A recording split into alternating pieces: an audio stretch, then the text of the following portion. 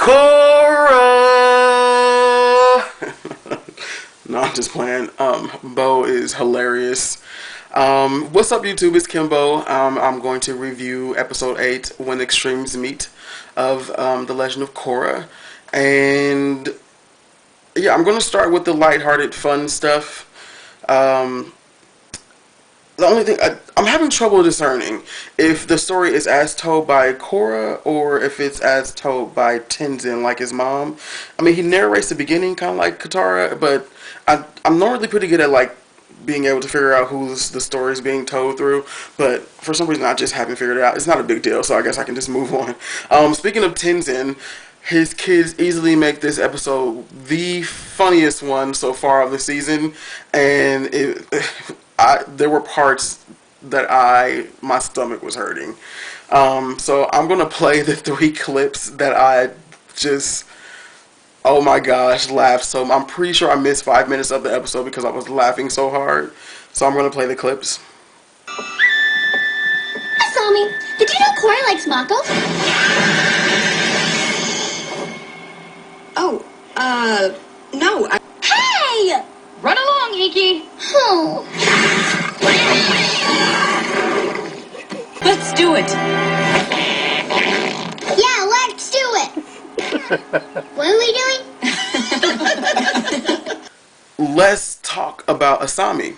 She is getting hotter and hotter and just sexier and sexier. And I know she's a cartoon, but she, like, her driving and her intensity as a non-bender intrigues me very much. But also, Korra, this episode, like, towards the end, where she's like, her hair's all roughed up and she has like that cut on her face from, you know, the fight with Tarrlok. Like, I was getting a little hot and bothered at that point when she jumped down. She's like, "There's no more water left, pal. What up? What you about to do?" Which I'm going to talk more about that in just a second. But yeah, she was making me a little hot and bothered this episode. And of course, the animation is beautiful. Mike and Brian never disappoint. I keep thinking about that scene where the water is coming down behind Tarrlok. I'm like, how do you do that? How do you animate? But okay, I'm getting off track. I am going to go ahead and start talking about Tarrlok, which my disdain for that man has grown tenfold. I can honestly say that I don't really know if I hate Amon. So far, he took the wolf bats bending away. They didn't deserve it, but they were kind of, you know, douchebaggery. But the gangsters, I'm just like, okay. But Tarrlok, he is on my list. Like, first of all, you don't mess with Lin Beifong. That's my wife. You don't mess with Lin, and you do not mess with Korra. And then the new police chief, which there's only one chief of police, and her name is Lin Beifong. But this new guy, along with the other 3 council members, I mean, fire them. I'll say it again. They need to be fired. They're just his puppets. They're like, he must have so much money because I don't know what, I mean. So he proposes this stupid law, and it's just dumb. And they're like, "Oh, I think I'm going to vote for Tarrlok's proposal to lock the benders in their house. Lock the non-benders in their house." And I'm just sitting there like, "Oh my gosh, it's happening. It's going to happen. It's going to escalate from here. It's going to get even worse." The only thing is, if you're going to be stupid, Tarrlok, and, you know, propose that people have to stay in their house, just don't. Okay, first, YouTube, let's do some math. 1, my power is out on my entire block. I don't know why my power is out, so what am I going to do? I'm going to go outside. Okay, +1. I'm Tarrlok. I just passed a new law that said you can't be out past a certain time, and since you're outside, you're breaking a law, which automatically makes you an equalist. So, that equals 2, YouTube, that, oh, I'm Tarrlok, and since you broke a law, then I'm going to have to arrest you because now you're at an equalist rally because you're out past curfew. What? it was so obvious. Like, if those people don't call him out on that, I would be so shocked. Like, you turned our power off to make us come outside, and then since we were outside, you said we're equalists. Dude, if you're gonna be stupid, make sure that everybody in the crowd is an adult. Like, don't. They were rounding up those people, and that woman that was in the crowd that was talking to Korra, which I'm pretty sure the voice actress was Jeanette Varney for both Korra and that woman. She had two little kids with her. Like, is Tarrlok going to charge them with shopping at Baby Equalists Are Us? Like, no, dude. They were innocent people, and there was nothing going on. Like, turn the power back on. They would have went right back into their houses. You wouldn't have to have any people in jail. You wouldn't have to waste the police force's time. Like, who is he trying to appeal to? Who is this? Because I know Tenzin and Mako are not the only ones that have relations with non-benders. Like, who? This is not.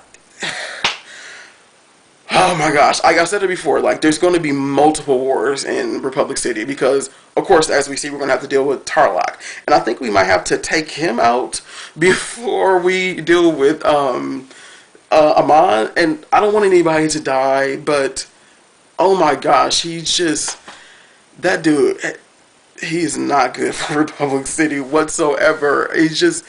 I cannot believe how evil he turned. Like, I mean, he was a-hole, but it's not going to be good for Republic City. And then the fight at the end, it was beautiful. It was beautiful. But I, of course, don't like the outcome.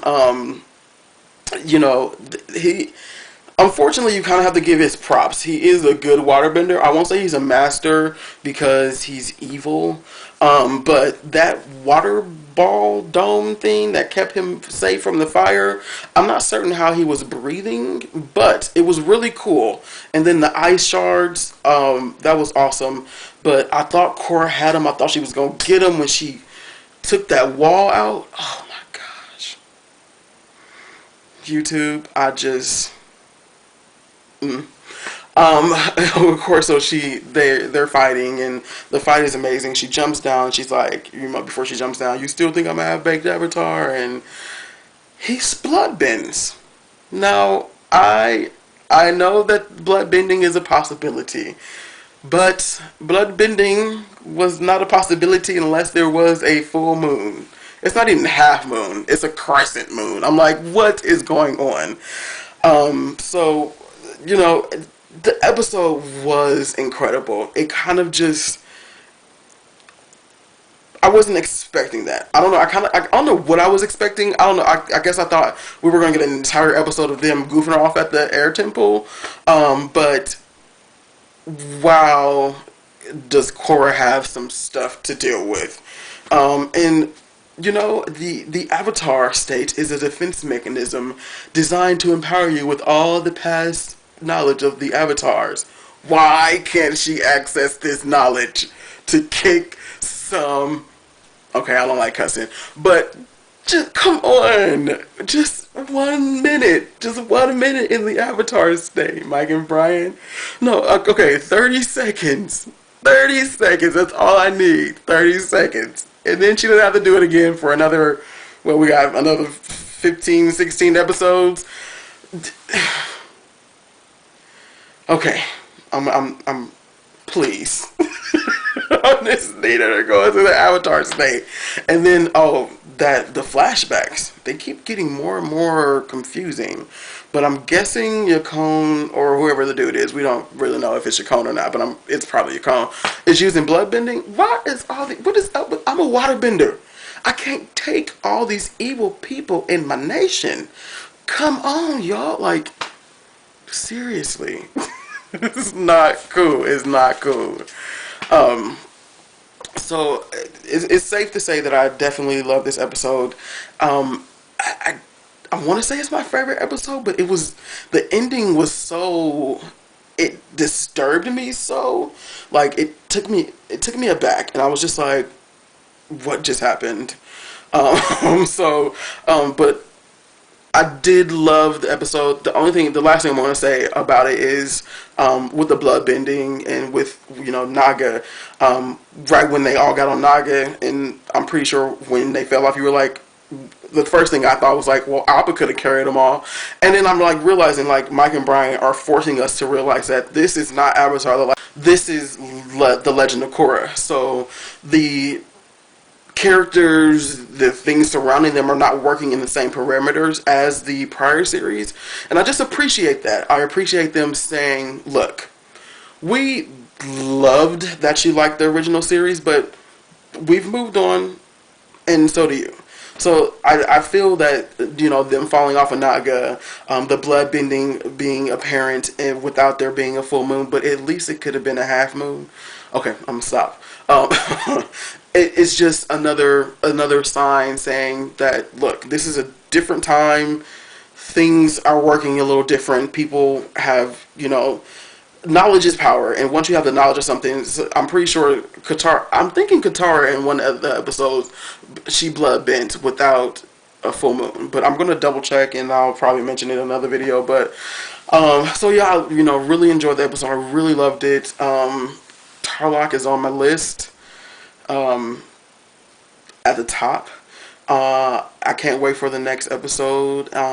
So yeah, thank you so much for watching, and thank you for whoever subscribed. Thank you so much for subscribing. I've gotten some more. I really do appreciate it. Sign up for Coronation if you're not a member of Coronation, and I'll leave a link in the description. And if I say "and" one more time, I'm going to smack myself. Yeah. I'm going to eat a really big beef and bean burrito with extra cheese that's a week old. I'm going to drink a glass of milk, and I'm going to eat a pint of ice cream. Then I'm going to Fartbend in Tarrlok's face. I'm going to do that. Tarrlok, you have something on your face.